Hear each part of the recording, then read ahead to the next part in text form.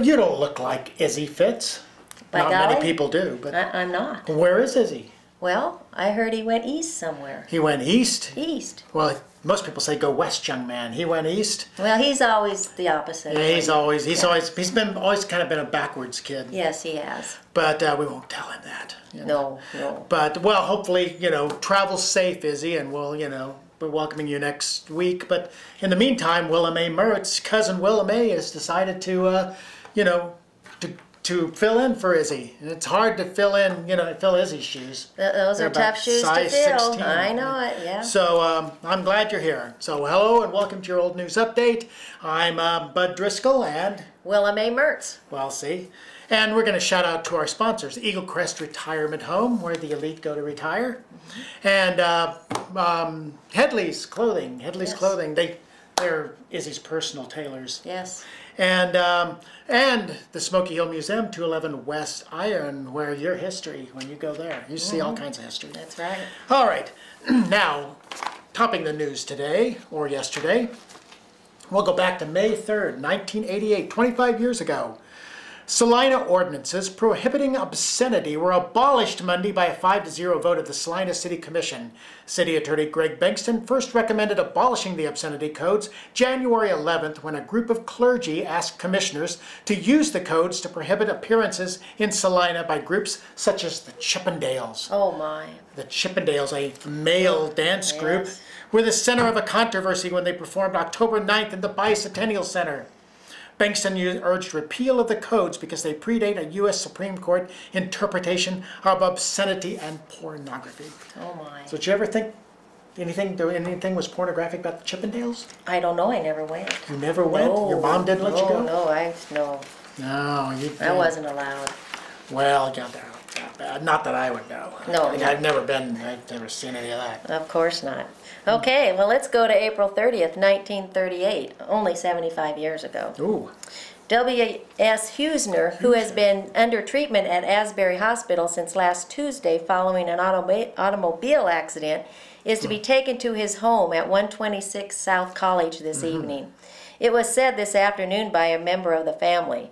Mr. Huesner, who has been in a critical condition since the accident last week when he received a brain concussion, I remember that, was said today to be showing a little improvement and is able to be moved to his home, which has been the desire expressed by the Salina School Superintendent for the past several days. It was explained at his home today. Well, I think he'll recover. It sounds like it. Izzy's been walking around with a concussion for years and no one seemed to notice. So I think he'll recover. Yeah, we sure hope so. Good luck, Mr. Huesner. Yes. I have a feeling they're going to name a school after him, too. They sure might. They might. Well, we'll stay at 1938, 75 years ago. This is an interesting one. Raiding an old barn located along the north side of US 40, a short distance west of Ohio, Sheriff U.S. McDonald seized 90 pints of whiskey at 8 o'clock Saturday night, arresting Glenn Spaeth and David Hassett.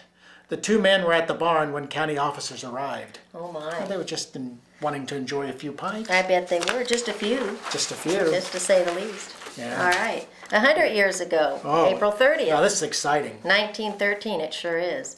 With the bullets flying about him, 9 officers armed to the teeth behind him, and the doors of the county jail and probably the state penitentiary yawning before him if captured. Wow. Hosmer Ritchie covered many miles of Saline County territory yesterday and did not spare the tender wheat stalks beneath his feet. Ooh. Ritchie was finally captured after an all-day chase on the Cooley Farm, about 3 miles west of Bavaria. Wow. Marshal Meyer and officers Thompson and Stonebreaker making the actual arrest. He had burned off his shoes and socks in running, and his feet were so hot that he couldn't stand on them, said Officer Thompson. Now that's running. Oh, my goodness. Burn your shoes off? Oh. Ooh, and your socks. I know. Wow. I bet he had blisters. Yeah, I know. That guy did less than a 4-minute mile, I think. Yeah. Okay, but last but not least, we'll stay 100 years ago in 1913, May 1st, May Day. Yep.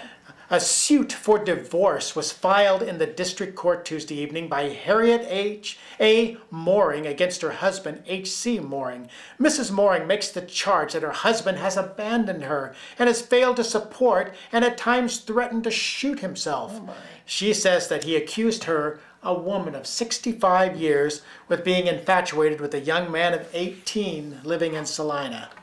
Well, that's stretching it kind of far. That was stretching it pretty far back then, you know. Back then, Wow. yeah, 65, and lucky if he lived that long. That's true. That's true. Well, read all about it in Monday's edition of the Salina Journal in the Neighbors section.